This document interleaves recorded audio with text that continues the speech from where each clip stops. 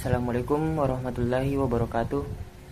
Baik, perkenalkan kami dari kelompok 12 akan membawakan materi tentang bagaimana dinamika historis konstitusional, sosial politik, kultural, serta konteks kontemporer penegakan hukum yang berkeadilan.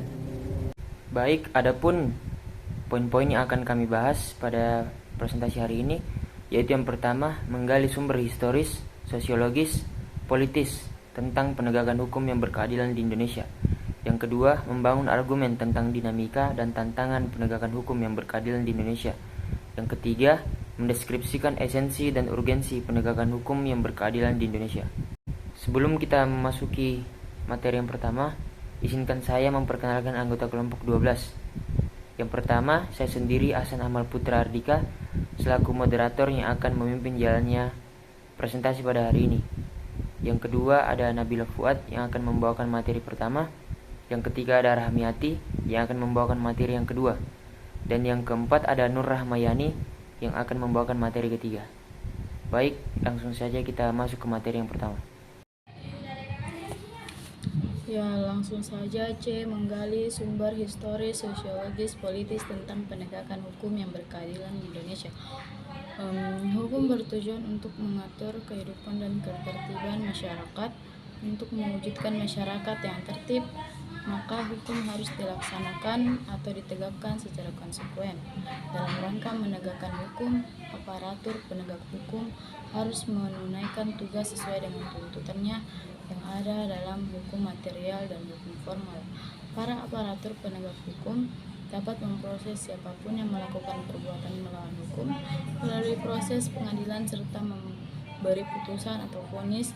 Dengan demikian akan terbentuk perilaku warga negara yang menjunjung tinggi hukum serta taat pada hukum. Lembaga penegak hukum. Lembaga penegak hukum artinya adalah lembaga negara yang bertanggung jawab atas penegakan hukum.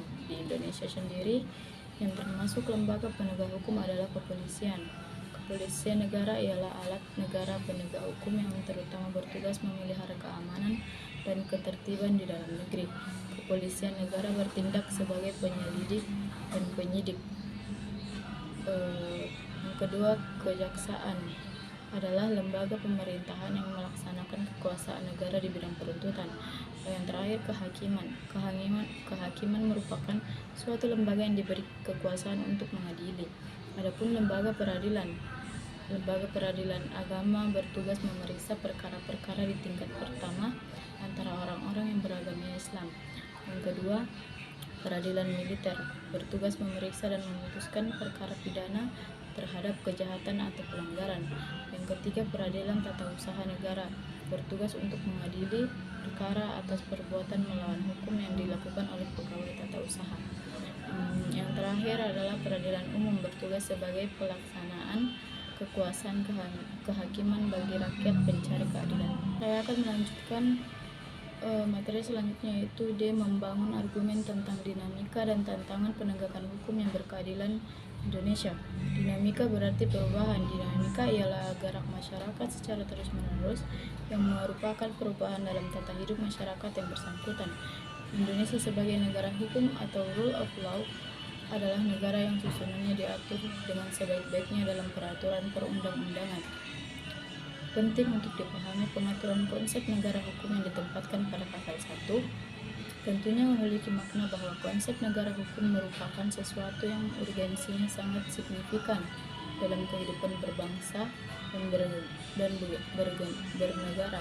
Dengan demikian, pemaknaan negara hukum memang selalu dikaitkan dengan organisasi internal atau struktur negara yang harus diatur menurut hukum. Setiap tindakan penguasa dan juga rakyat harus didasarkan atas hukum. Baik, saya akan melanjutkan materi sebelumnya yang telah dibacakan oleh pemateri pertama. Langsung saja, berdasarkan pengalaman berbagai negara dan hasil kajian menunjukkan bahwa keberhasilan the rule of law tergantung pada kepribadian nasional masing-masing bangsa atau Sunarjati Hartono 1982. Secara kuantitatif, peraturan perundang-undangan yang terkait dengan rule of law telah banyak dihasilkan di negara kita. Namun implementasi atau penegakannya belum mencapai hasil yang optimal, sehingga rasa keadilan sebagai perwujudan pelaksanaan rule of law belum dirasakan sebagai besar masyarakat. Lembaga-lembaga tersebut adalah lembaga yang punya kewenangan dalam memproses jika ada masyarakat atau orang yang melakukan pelanggaran aturan hukum material, di mana proses itu dimulai dari adanya pemberitahuan atau tertangkap tangannya pelaku kejahatan kepada polisi, lalu dilakukan penyidikan sampai dengan proses peradilan dengan adanya putusan hakim, dan sampai dilakukannya upaya hukum dari salah satu pihak yang tidak menerima putusan hakim tersebut.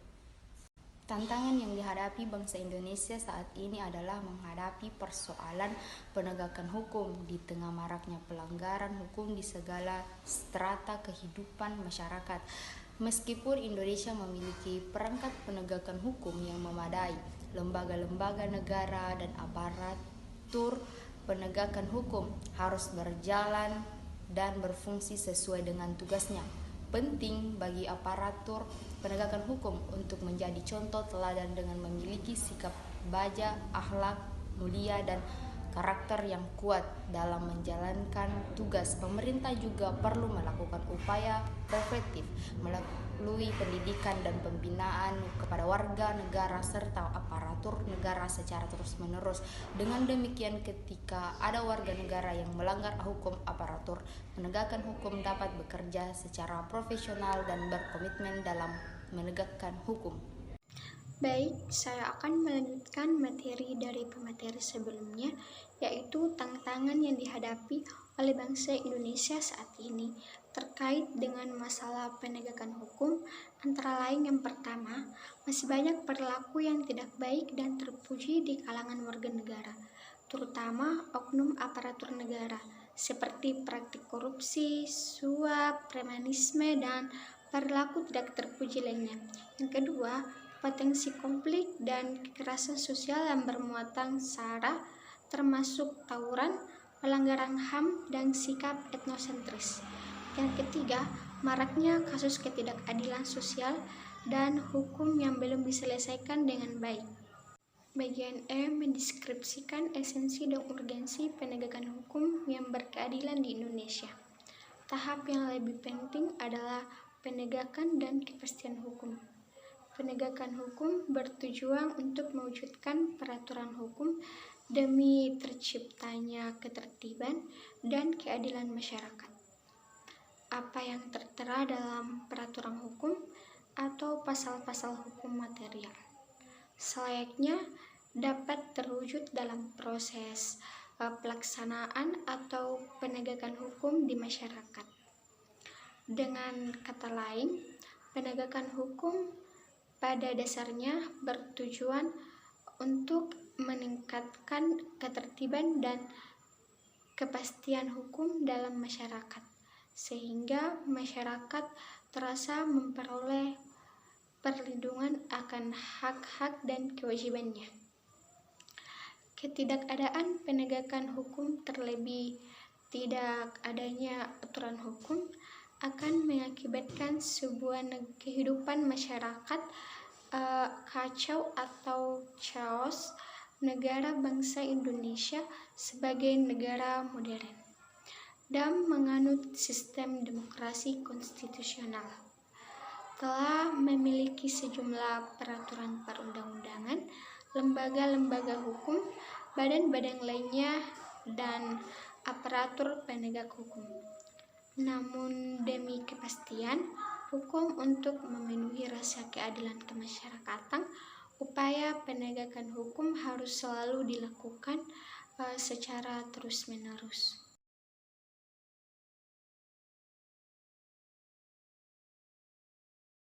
Perkenalkan, nama saya Cindedara Salsabila, perwakilan dari kelompok 13. Di sini saya akan bertanya bagaimana tanggapan kelompok Anda terhadap rendahnya tingkat kesadaran hukum masyarakat Indonesia dan bagaimana cara kelompok Anda mengatasi hal tersebut. Terima kasih. Baik, saya akan menjawab pertanyaan dari kelompok 13.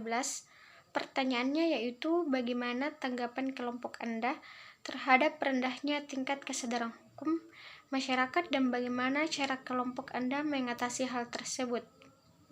Sekarang ini, menurunnya kesadaran hukum disebabkan juga karena hukum yang dibuat oleh para pemerintah atau para aparatur negara belum banyak meningkatkan kesadaran hukum. Kurangnya sosialisasi yang dilakukan oleh pemerintah dan aparat penegak hukum, sehingga kesadaran hukum masyarakat belum muncul. Salah satu cara yang dapat dilakukan untuk meningkatkan kesadaran hukum masyarakat yaitu melalui pendidikan hukum.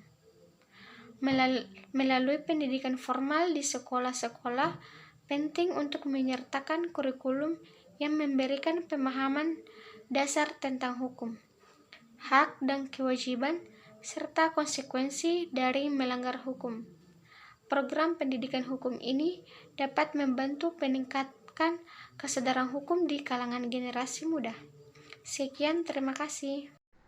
Baik, terima kasih atas kesempatan yang diberikan. Perkenalkan, saya Anggia Zahra, perwakilan dari kelompok 14, akan mengajukan pertanyaan kepada kelompok 12, yaitu mengenai apa saja yang menjadi tantangan sehingga hukum di Indonesia itu sulit ditegakkan. Terima kasih. Baik, Assalamualaikum warahmatullahi wabarakatuh. Saya Nabila Fuad dari perwakilan dari kelompok 12 akan menjawab pertanyaan dari kelompok 14, yaitu pertanyaannya adalah apa saja yang menjadi tantangan sehingga hukum sulit ditegakkan Indonesia. Jadi jawabannya adalah penyebabnya antara lain: pertama, rendahnya kualitas hakim, jaksa, polisi, dan advokat. Yang kedua adalah tidak diindahkannya prinsip the right man in the right place. Yang ketiga adalah rendahnya komitmen mereka terhadap penegakan hukum. Yang keempat, tidak adanya mekanisme penegakan hukum yang terintegrasi, baik dan modern. Yang kelima, kuatnya pengaruh dan intervensi politik dan kekuasaan ke dalam dunia cetuwangsa, terutama ke badan kepolisian, kejaksaan, dan kehakiman. Yang terakhir adalah hal yang kuatnya tuduhan tentang adanya korupsi dan organized crime antara anggota penegak hukum dengan tuduhan mafia peradilan. Terima kasih. Baik, saya Reski Amalia, perwakilan dari kelompok 15. Pertanyaan saya, bagaimana upaya pemerintah dalam meningkatkan profesionalisme dan independensi lembaga penegak hukum di Indonesia agar bisa beroperasi secara berkeadilan? Terima kasih. Baik, saya akan menjawab pertanyaan dari Reski Amalia, yaitu pemerintah Indonesia telah melakukan sejumlah upaya untuk meningkatkan profesionalisme dan independensi lembaga penegakan hukum di negara ini agar dapat beroperasi secara berkeadilan. Salah satu upaya pemerintah dalam meningkatkan profesionalisme dan independensi lembaga penegakan hukum ini Indonesia yaitu dengan cara pembentukan lembaga independen. Beberapa lembaga independen telah didirikan untuk mengawasi dan mendukung kerja lembaga penegakan hukum seperti Komisi Pemberantasan Korupsi atau KPK dan Ombudsman Republik Indonesia. Lembaga-lembaga ini bertujuan untuk mencegah korupsi, memberikan perlindungan kepada masyarakat, dan meningkatkan akuntabilitas dalam penegakan hukum.